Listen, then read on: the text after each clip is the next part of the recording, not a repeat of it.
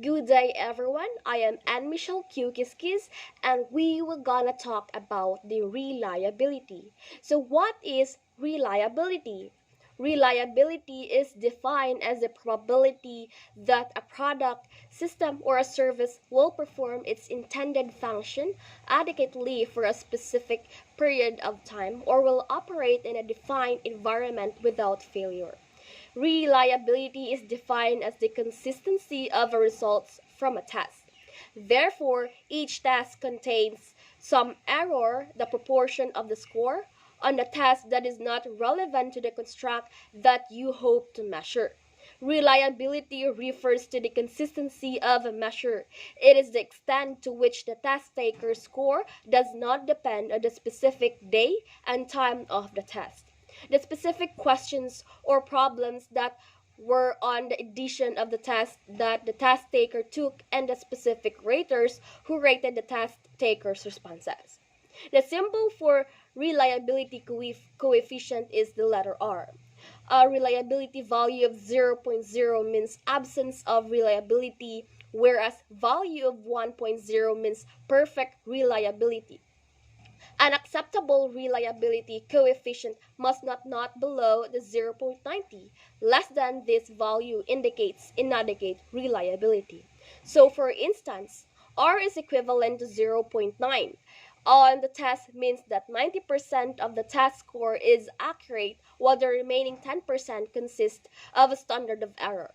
If the R is equivalent to zero point 0.6, it means that only 60% of the test score is reliable, and the other 40% may caused by an error. Thus, the higher the reliability coefficient is, the lower the standard error is. The lower the standard error is, the more reliable the test scores are. Reliability have names that indicate or indicate the kind of consistency they refer to. Alternative forms reliability, iterator reliability, and stability of or retest test reliability. The alternate form reliability is to what the extent of the test takers who perform well on the one edition of the test also perform well on another edition. A test is reliable if there is a consistency on a test taker score across different editions of the test containing different questions or problems testing the same types of knowledge or skills at the same difficulty level. An alternate form reliability consistency of test results between two different but equivalent forms of a test. Alternate form reliability is used when it's necessary to have two forms of the same test.